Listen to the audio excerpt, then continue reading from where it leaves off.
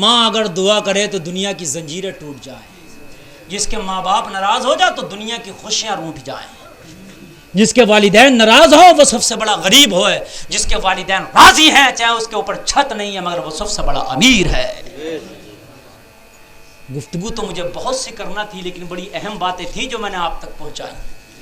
قسمیں کھا کے اٹھنا، کوئی تمہارا دوست ہو، کوئی ملنے والا ہو، والدین کا جھگڑا ہو تو اس سے کہہ دینا 1000 گھونٹ پی لینا مگر ماں باپ کو ناراض نہ کرنا۔ یار اتنی تو ہے، ان کی باتیں کڑوی لگتی ہوں گی، چل بڑھاپے میں کرتے ہیں، کچھ آدمی بوڑھے ہو جاتے ہیں تو چڑمڑا مزاج ہو جاتا، گھونٹ پی جا یار، کڑوی دوا بھی پیتا نہ پیتا، اگر بیمار ہو جائے تو کڑوی دوا پیتے ہی نہیں پیتے، والدین کے گھونٹ کڑوے ہی سمجھ کے پی جا مگر پی جا۔ قرآن کہتا وَلَا تَقُلْ لَهُمَا اُف، انہیں اف تک نہ کہو، کیا نہ کہو؟ اف تک نہ کہو،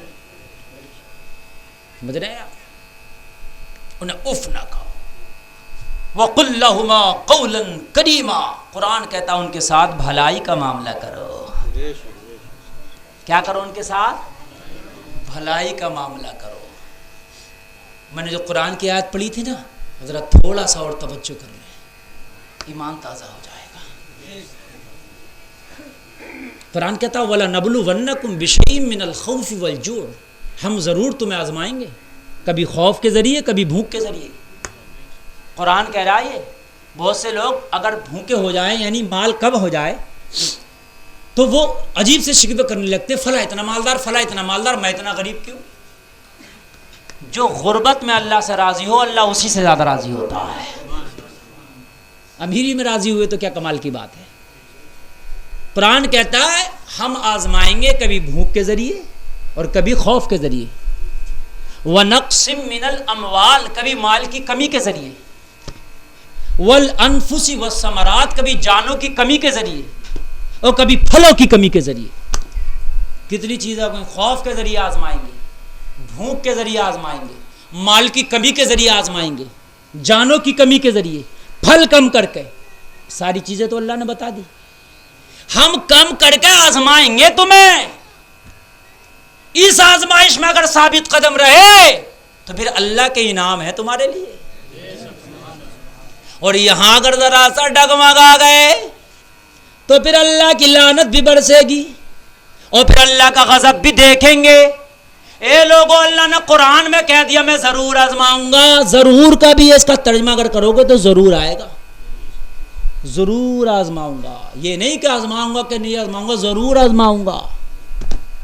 پھر آگے فرماتا ہوا بشر الصابرین، اگر ان سب آزمائش میں کسی نے صبر کر لیا نا تو ان کے لیے خوشخبریاں ہیں۔ صبر کرنے والوں کے لیے کیا ہے؟ خوشخبری ہے، خوشخبری۔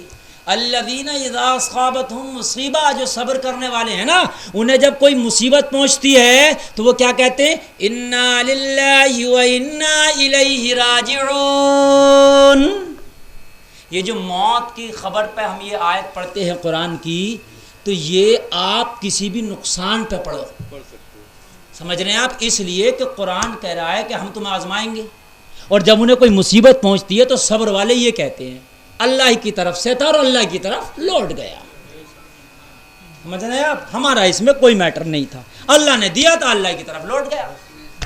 اگر آپ کا مال چوری ہو جائے تب بھی پڑھ سکتے ہیں، مال میں نقصان ہو تب بھی پڑھ سکتے ہیں، بیماری ہو تب بھی پڑھ سکتے ہیں، کسی کا انتقال ہو تب بھی پڑھ سکتے ہیں، پریشانی آئے تب بھی پڑھ سکتے ہیں، تکلیف ہو تب بھی پڑھ سکتے ہیں، کوئی ستائے تب بھی پڑھ سکتے ہیں، کوئی آپ کو جو ہے ناجائز ستائے تب بھی پڑھ سکتے ہیں، کوئی آپ کو ٹینشن ہو تب بھی پڑھ سکتے ہیں، مال چوری ہو جائے تب بھی پڑھ سکتے ہیں، اس کو یہاں تک حد ہے کہ لائٹ چلی جائے تب بھی پڑھ سکتے ہیں، سمجھ رہے ہیں آپ؟ ہاں، اس دعا کو پڑھیں، اس پر راضی رہیں۔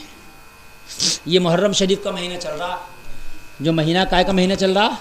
محرم شریف کا۔ اس میں بڑی اہم بات یہ ہے کہ اس محرم شریف کے مہینے میں امام حسین نے اپنے پورے گھر والوں کے ساتھ قربانیاں پیش کی تھیں، یہ وہ مہینہ ہے، معلوم ہے آپ کو؟ اور یہی اسلامی نیا سال ہے ہمارا، اسلامی نئے سال کی شروعات اسی مہینہ سے ہوتی ہے۔ مگر افسوس کی بات یہ ہے، ابھی میں نے پچھلے دنوں پڑھا، ایک مسلمان سے یہ پوچھا کہ یہ بتاؤ اسلامی نیا سال کون سے مہینے سے شروع ہوتا ہے؟ اسے 4 مہینوں کے آپشن دیے، اس میں ایک محرم بھی تھا، اس سے بتایا ہی نہیں گیا۔ یہ مسلمانوں کے حال ہیں جو میں آپ سے کہہ رہا تھا۔ ایک مسلمان سے 4 سوال کیے گئے کہ حضرت آدم، حضرت